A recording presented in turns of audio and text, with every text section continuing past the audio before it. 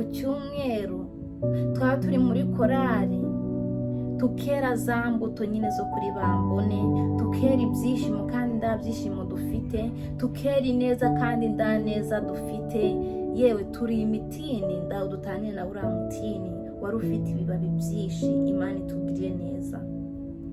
Imana irashaka yuko wera imbuto nyinshi kandi zigumaho.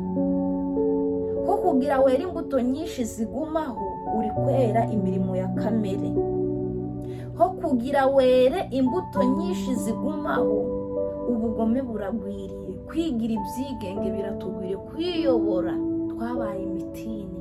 Twabaye imitini itagira icyo imaze mu murima, itagira ikimariye umuhinzi. Natwe ndago twabaye abanyamumaro ku Uwiteka.